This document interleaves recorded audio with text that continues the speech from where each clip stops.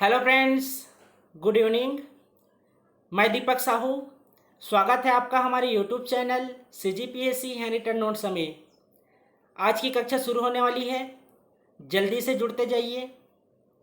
इसको अपने WhatsApp link में शेयर कर दीजिए ताकि आपके दोस्त भी लोग उससे जुड़ पाएँ।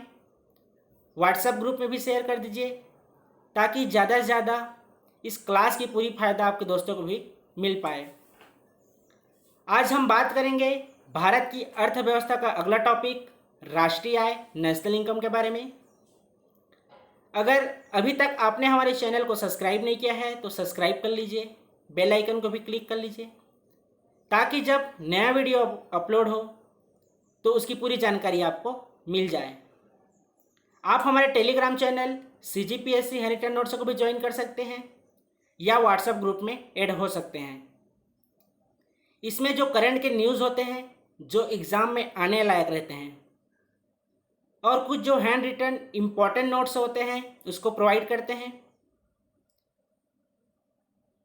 आज हम भारत की अर्थव्यवस्था का राष्ट्रीय आय के बारे में देखेंगे। इससे पहले हमने भारतीय रिजर्व बैंक एवं उसकी मौद्रिक प्रणाली के बारे में देखे हैं। बहुत ही आसान भाषा में समझाने का प्रयास किया गया है और वहाँ से भी क्वेश्चन अक्सर देखने को मिलता है। आज की क्लास शुरू करते हैं। टॉपिक है राष्ट्रीय आय। सबसे पहले जानते हैं कि राष्ट्रीय आय होता क्या है।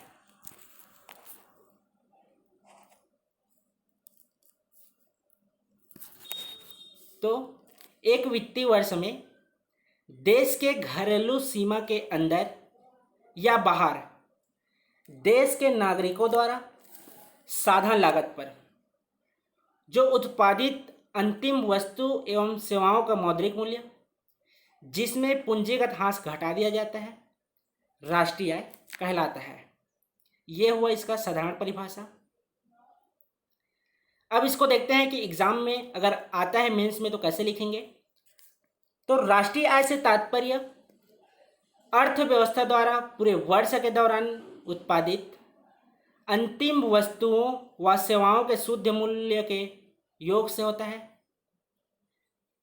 इसमें विदेशों से अर्जित शुद्ध आय शामिल होती है, जबकि देश के अंदर निवास करने वाले विदेशी नागरिकों की आय शामिल नहीं किया जाता है। अर्थात जो हमारे भारत के नागरिक होते हैं, चाहे वे भारत में निवास करके आमदनी प्राप्त करें या विदेशों में रहकर अपनी आमदनी प्राप्त करें, लेकिन उनकी शुद्ध मूल्य जो आय होती है उनको ऐड करते हैं, और जो विदेशी हमारे भारत में आय प्राप्त करते हैं उसको घटा देते हैं। यही कहलाता है राष्ट्रीय आय, नेशनल इनकम के बारे में। अब देखते हैं इसके महत्वपूर्ण तथ्य के बारे में। तो सबसे पहले देखते हैं कि सर्वप्रथम गणना का प्रयास किसने किया था। राष्ट्रीय आय से संबंधित महत्वपूर्ण तथ्य तो देखेंगे कि सर्वप्रथम प्रयास स्वतंत्रता से पूर्व 1867-68 में दादा भाई नौरोजी द्वारा सर्वप्रथम गणना किया गया था। इसका उल्लेख कहाँ मिलता है? तो उनकी रचना the poverty and un British rule in India में इसका उल्लेख मिलता है। अब देखते हैं कि इन्होंने सिद्धांत क्या दिया। तो इन्होंने सिद्धांत दिया है ड्रेन का सिद्धांत, अर्थात धन का पलायन सिद्धांत या धन का निष्कासन का सिद्धांत। ये हुआ धन का पलायन सिद्धांत या धन का निष्कासन सिद्धांत या ड्रेन का सिद्धांत। ये होता क्या है? तो देखेंगे कि जो ब्रिटिश थे, विदेशों से जो वस्तु बनकर आती थी उसे सस्ते दामों में भारत में बेचते थे, जबकि जो भारत के व्यापारी थे वही वस्तुओं पर ब्रिटिश जो कर लगाते थे, जिसके कारण भारतीय वस्तु का मूल्य बढ़ जाता था और ब्रिटिश वस्तु जिस पे कोई कर नहीं लगता था, जिसके कारण वही वस्तु का मूल्य कम होता था। इससे होता क्या था कि व्यक्तियों को कम जो वस्तु का मूल्य होता था, अर्थात ब्रिटिश वस्तु को खरीदना पड़ता था, जिससे भारत की जो वस्तु होती है उसका बिक्री नहीं हो पाता था। इसके अलावा ब्रिटिश जो वस्तु लाते थे उसकी बिक्री तो हो जाती थी, और जो भारत का जो धन था, मूल्य होता था, उसको लेकर ब्रिटेन चले जाते थे। यही है धन का पलायन का सिद्धांत, अर्थात वस्तु भी बेच देते थे और यहाँ से पैसा भी लेकर चले जाते थे, लेकिन भारतीय व्यापारी को इससे नुकसान होता था। तो इनके अनुसार वर्ष 1868 में प्रति आय 20 रुपये थी। कब की बात है? 1868 की बात है। विशेष क्या है? तो इन्हें grand old man of India के नाम से जानते हैं। तो किन्हें जानते हैं? दादा भाई नौरोजी को। उसके बाद है F.C. रॉस ने वर्ष 1911 में प्रति व्यक्ति आय 49 रुपये बताया था। यह भी स्वतंत्रता से पूर्व की बात है। उसके बाद प्रोफेसर B.K. आर्वी ने 1931-32 में जो प्रति व्यक्ति आय था उसे 62 रुपये बताया था। इन्हें राष्ट्रीय आय की वैज्ञानिक गणना का श्रेय दिया जाता है। किन्हें दिया जाता है? Professor B.K. आर्वी को, जिसके कारण इन्हें राष्ट्रीय आय लेखा समिति का जनक भी कहा जाता है।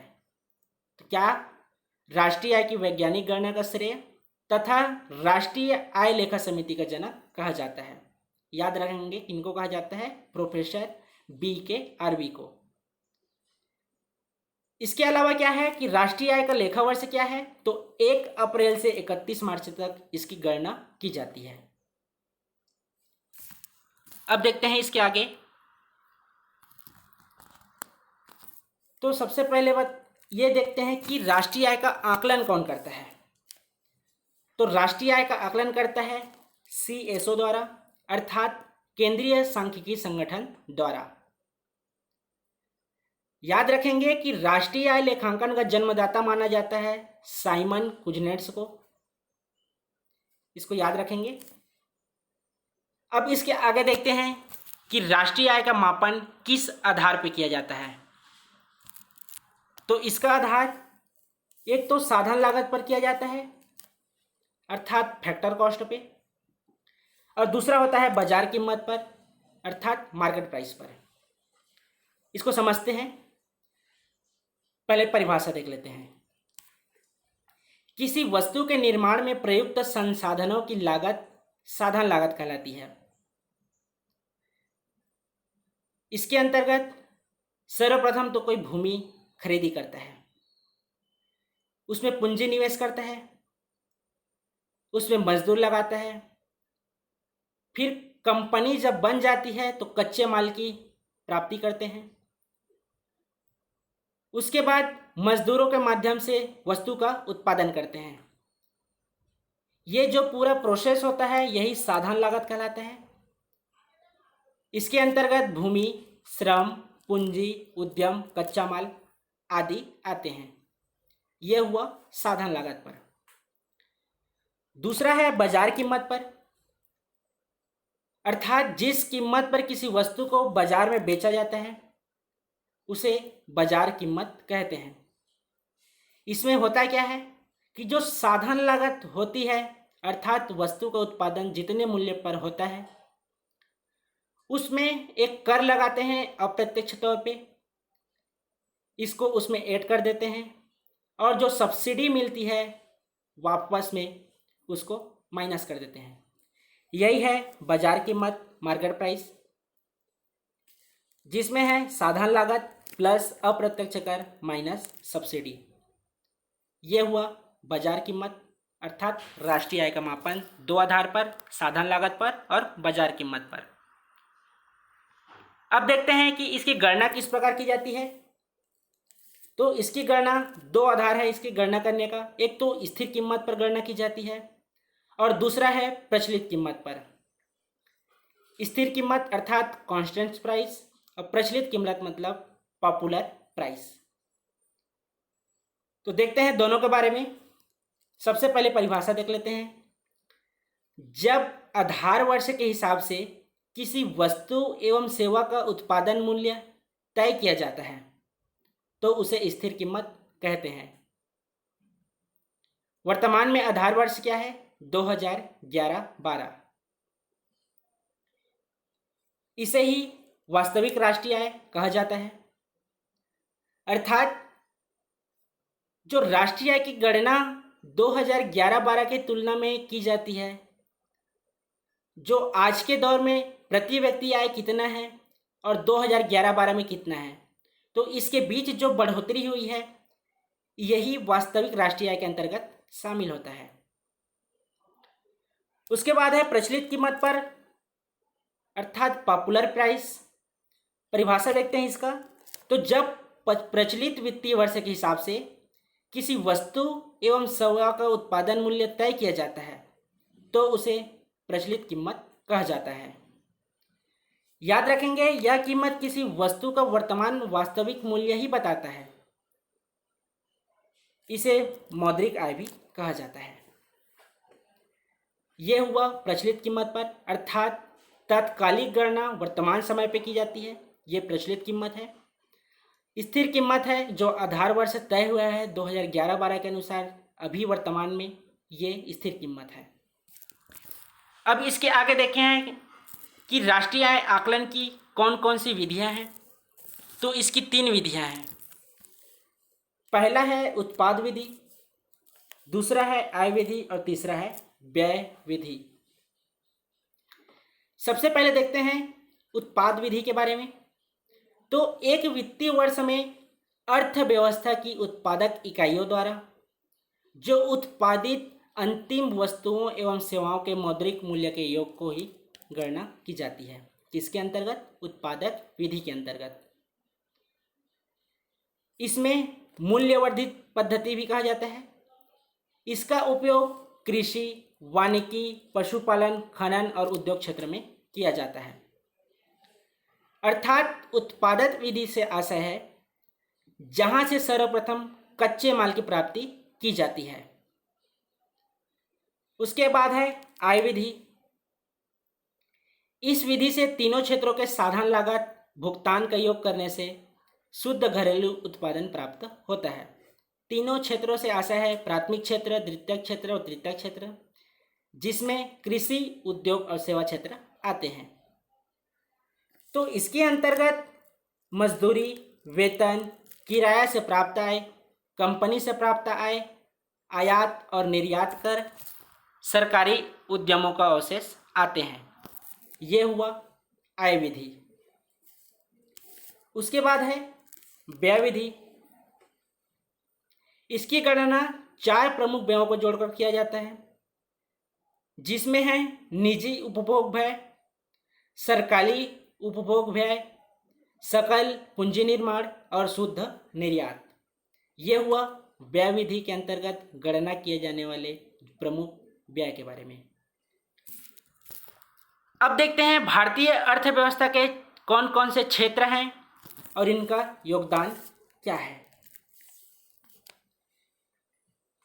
तो जो भारतीय अर्थव्यवस्था के क्षेत्र हैं वो 3 प्रकार के होते हैं: प्राथमिक क्षेत्र, द्वितीयक क्षेत्र और तृतीयक क्षेत्र। प्राथमिक क्षेत्र के अंतर्गत कृषि, द्वितीय क्षेत्र के अंतर्गत उद्योग और तृतीयक क्षेत्र के अंतर्गत सेवा क्षेत्र आते हैं। कृषि क्षेत्र से आशय है जहां से कच्चा माल तैयार होता है। द्वितीयक क्षेत्र से आशय है जहां कच्चा माल का प्रयोग किया जाता है। और तृतीयक क्षेत्र से आशय है उस वस्तु को कम मूल्य पर मार्केट में प्रोवाइड करते हैं। सड़क, बिजली व्यवस्था, शिक्षा आदि की पूर्ति होती है। ये सेवा क्षेत्र के अंतर्गत आते हैं। तो देखते हैं इसमें कौन कौन से शामिल हैं। तो प्राथमिक क्षेत्र में कृषि, वानिकी, मत्स्य उद्योग, खनन एवं उत्खनन आदि शामिल है। अक्सर एग्जाम में यही आता है, खनन एवं उत्खनन प्राथमिक क्षेत्र में आता है कि द्वितीयक क्षेत्र में कि तृतीयक क्षेत्र में। तो याद रखेंगे खनन एवं उत्खनन प्राथमिक क्षेत्र के अंतर्गत आता है। उसके बाद है द्वितीयक क्षेत्र, जहां कच्चे माल का प्रयोग करके वस्तु का उत्पादन किया जाता है, जिसके अंतर्गत निर्माण, विनिर्माण, बिजली, जल आपूर्ति और गैस आते हैं। यह हुआ द्वितीयक क्षेत्र के बारे में। अब देखते हैं तृतीयक क्षेत्र के बारे में, जिसमें समाज में जो सेवा प्रोवाइड की जाती है, जिसके अंतर्गत परिवहन, संचार, भंडार, व्यापार, बैंकिंग, सीमा, शिक्षा आदि आते हैं। अब देखते हैं कि भारतीय जो राष्ट्रीय आय है, इसमें योगदान इनका कैसा है। तो देखेंगे सर्वाधिक योगदान होता है तृतीयक क्षेत्र का, उसके बाद है होता है द्वितीयक क्षेत्र का, और अंतिम है प्राथमिक क्षेत्र का। याद रखेंगे कि जहां सर्वाधिक प्राथमिक क्षेत्र का योगदान होता है, अर्थात व्यक्ति जहां कृषि क्षेत्र में संलग्न होते हैं, वह सबसे पिछड़ा विकासशील देश अर्थात गरीबी के क्षेत्र में आता है। विकसित देशों के अंतर्गत सर्वाधिक सेवा क्षेत्र का योगदान रहता है। इससे यह पता चलता है कि वहाँ की व्यवस्था कैसी है, गरीब कितने हैं और अमीर कितने हैं। यह हुआ भारतीय अर्थव्यवस्था के क्षेत्र के बारे में। अब देखते हैं सकल घरेलू उत्पाद जीडीपी के बारे में, जिसका फुल फॉर्म होता है ग्रॉस डोमेस्टिक प्रोडक्ट। इसकी गणना हम दो आधार पर देखेंगे, एक बाजार कीमत पर और दूसरा साधन लागत पर। हम देख चुके हैं बाजार कीमत और साधन लागत क्या होती है, तो इसके परिभाषा के रूप में देखते हैं। जब आप मेंस राइटिंग लिखेंगे तो याद रखेंगे कि आपको किसी देश की घरेलू सीमा के अंतर्गत जो एक वित्तीय वर्ष में सभी निवासी और गैर निवासी, यहाँ तक आपको याद रखना पड़ेगा और एग्जाम में लिखना ही पड़ेगा। तो सबसे पहले देखते हैं सकल घरेलू उत्पाद बाजार कीमत पर। तो किसी देश की घरेलू सीमा के अंतर्गत एक वित्तीय वर्ष में सभी निवासी और गैर निवासी उत्पादक इकाइयों द्वारा बाजार मूल्य पर देख रहे हैं, तो बाजार मूल्य पर उत्पादित संपूर्ण अंतिम वस्तुओं एवं सेवाओं का जो बाजार मूल्य ही बाजार कीमत पर सकल घरेलू उत्पाद कहलाता है। उल्लेख हुआ है बाजार मूल्य पर क्योंकि हम बाजार कीमत पर देख रहे हैं। उसके बाद है साधन लागत पर सकल घरेलू उत्पाद के बारे में देखते हैं। इसमें भी आपको वही लिखना है, किसी देश की घरेलू सीमा के अंतर्गत एक वित्तीय वर्ष में सभी निवासी और गैर निवासी उत्पादक इकाइयों द्वारा, यहाँ तक सेम है। उसके आगे हम देख रहे हैं साधन लागत पर, तो साधन लागत पर उत्पादित संपूर्ण अंतिम वस्तुओं एवं सेवाओं का साधन लागत ही साधन लागत पर सकल घरेलू उत्पाद कहलाता है। अर्थात बाजार कीमत पर देख रहे हैं तो वहाँ बाजार मूल्य है, यहाँ साधन लागत पर देख रहे हैं तो साधन मूल्य है। इसको एक फार्मूला के रूप में लिख सकते हैं, जीडीपी मार्केट प्राइस बराबर है साधन लागत प्लस अप्रत्यक्ष कर माइनस सब्सिडी। इसको हम देख चुके हैं बाजार कीमत पर। यह हुआ जीडीपी मार्केट प्राइस के बारे में। उसके बाद है जीडीपी फैक्टर कॉस्ट, जिसके अंतर्गत साधन लागत माइनस अप्रत्यक्ष कर प्लस सब्सिडी। यह हुआ, इसको एक फार्मूला के रूप में अगर दर्शाएं तो। अब देखते हैं शुद्ध घरेलू उत्पाद के बारे में, अर्थात नेट डोमेस्टिक प्रोडक्ट के बारे में। याद रखेंगे यहाँ भी फुल फॉर्म पूछे जाते हैं जीडीपी एनडीपी का। तो इसको भी दो आधार पर देखेंगे, एक बाजार कीमत पर, दूसरा साधन लागत पर। तो जब हम बाजार कीमत पर सकल घरेलू उत्पाद में मूल्यह्रास को घटा देते हैं तो बाजार कीमत पर शुद्ध घरेलू उत्पाद प्राप्त होता है। शुद्ध वर्ड जहाँ भी आएगा, चाहे नेशनल इनकम में हो, जीडीपी में हो, आप वहाँ मूल्यह्रास को जब घटा देते हैं तो शुद्ध प्राप्त होता है। यह हुआ बाजार कीमत पर शुद्ध घरेलू उत्पाद। उसके बाद देखते हैं साधन लागत पर शुद्ध घरेलू उत्पाद के बारे में। तो जब हम साधन लागत पर घरेलू उत्पाद में मूल्यह्रास को घटा देते हैं तो साधन लागत पर शुद्ध घरेलू उत्पाद प्राप्त हो जाता है। इसको फॉर्मूला के रूप में देखें तो market price NDP market price बराबर जीडीपी मार्केट प्राइस माइनस मूल्यह्रास। यह हुआ बाजार कीमत पर। दूसरा है साधन लागत पर NDP factor cost equal to GDP factor cost minus मूल्यह्रास। ये हुआ इसके फॉर्मूला के बारे में। अब देखते हैं सकल राष्ट्रीय उत्पाद के बारे में। इसकी भी गणना हम दो आधार पर देखेंगे, एक बाजार कीमत पर और दूसरा साधन लागत पर। याद रखेंगे सकल राष्ट्रीय उत्पाद जीएनपी, ग्रॉस नेशनल प्रोडक्ट। यहाँ भी परिभाषा में दिया है किसी एक वित्तीय वर्ष में केवल, याद रखेंगे, केवल देश के नागरिकों द्वारा देश के घरेलू सीमा के अंदर या बाहर बाजार कीमत पर उत्पादित संपूर्ण अंतिम वस्तुओं एवं सेवाओं का बाजार मूल्य ही बाजार कीमत पर सकल राष्ट्रीय उत्पाद कहलाता है। इसमें एक वर्ड आया है केवल देश, तो केवल देश के ही नागरिक रहेंगे। साधन लागत पर है किसी एक वित्तीय वर्ष में केवल देश के नागरिकों द्वारा देश के घरेलू सीमा के अंदर या बाहर साधन लागत पर उत्पादित संपूर्ण अंतिम वस्तुओं एवं सेवाओं का साधन लागत पर जो मूल्य है वही साधन लागत पर सकल राष्ट्रीय उत्पाद कहलाता है। एक मिनट।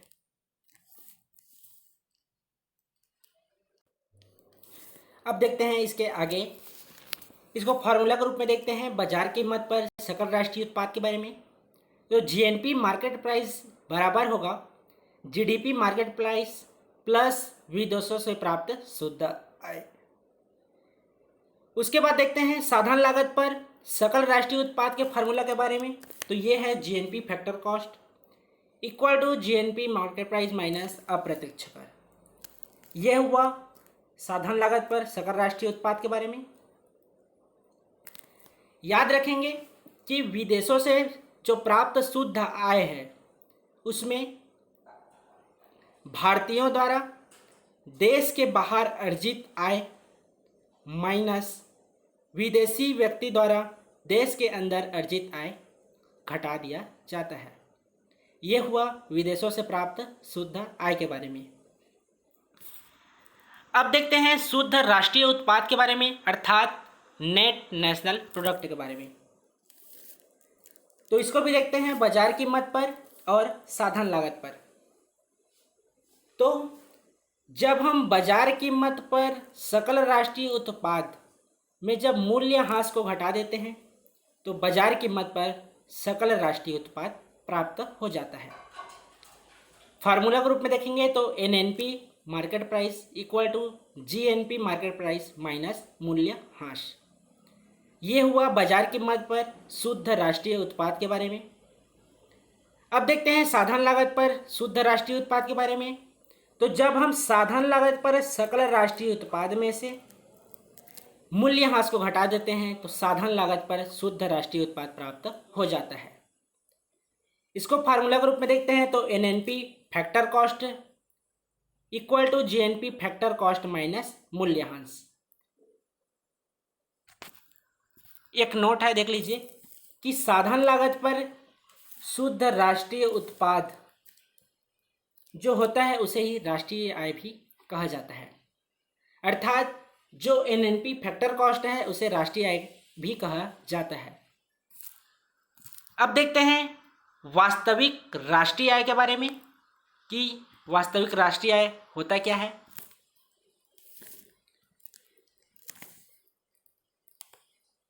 तो राष्ट्रीय आय की गणना दो तरह के मूल्यों के आधार पर की जाती है, एक तो चालू कीमत, दूसरा स्थिर कीमत।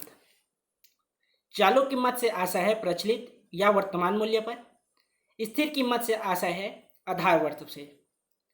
तो स्थिर कीमत पर जो राष्ट्रीय आय को ही वास्तविक राष्ट्रीय आय कहा जाता है। तो वर्तमान में स्थिर वर्ष कौन सा है? 2011-12। वास्तविक राष्ट्रीय आय को जानने के लिए किसी एक वर्ष के मूल्यों को आधार मानते हुए उसी वर्ष की कीमतों के आधार पर राष्ट्रीय आय का गणना किया जाता है।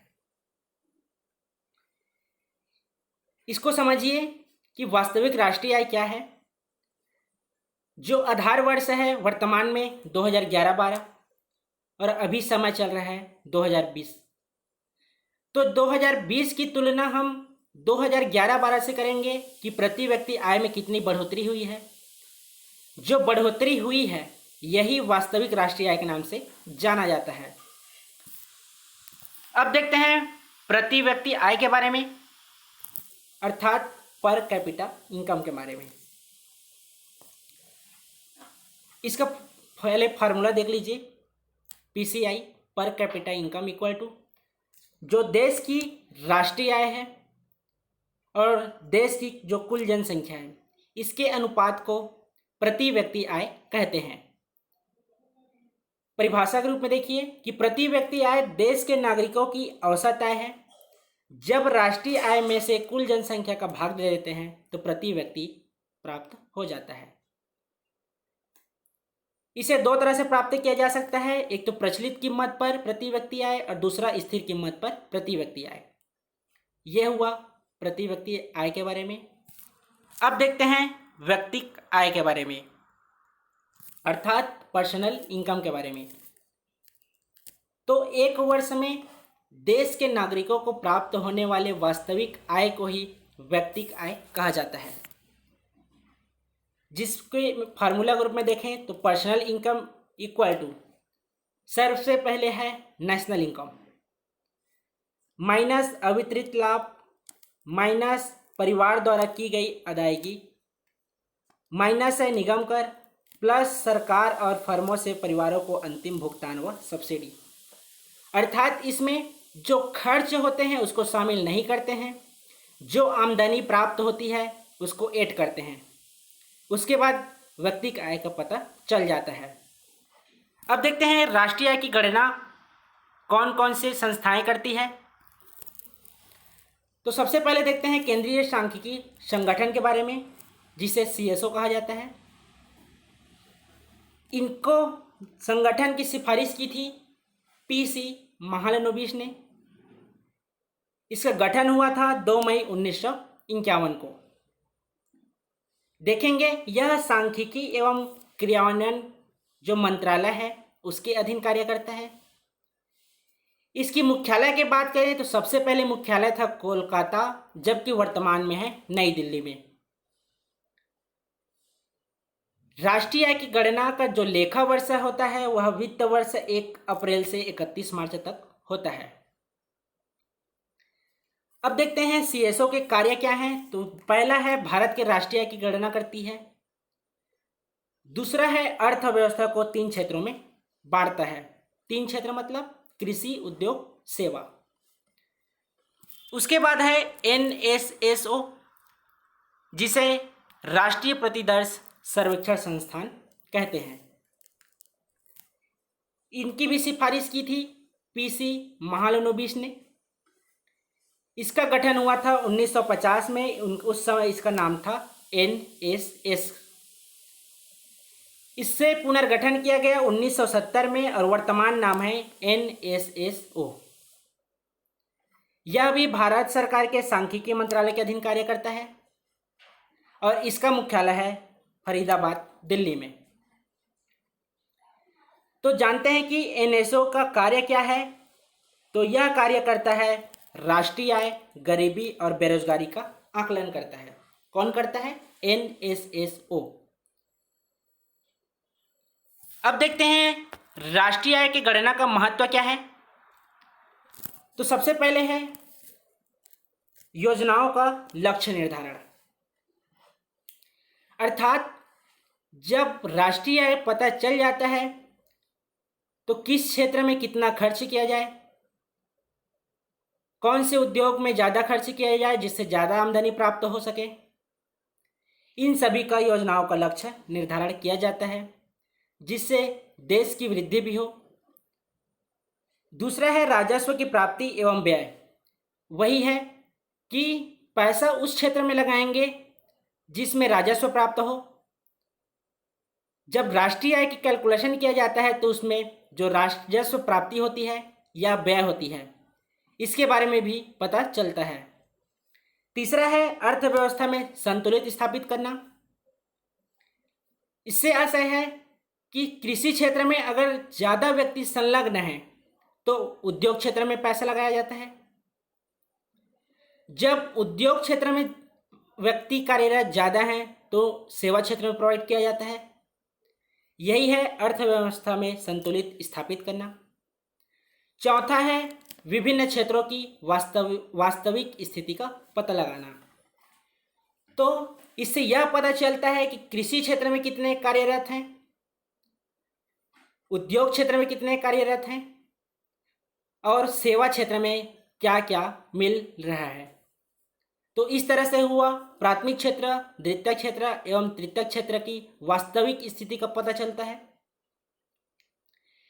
इस तरह से हुआ राष्ट्रीय आय, नेशनल इनकम, इसका माप, गणना और आधार। वीडियो को अधिक से अधिक शेयर कीजिए। अगला टॉपिक हम मुद्रास्फीति के बारे में देखेंगे और प्रमुख बैंकिंग व्यवस्था अर्थात प्रमुख बैंक के बारे में देखेंगे। धन्यवाद।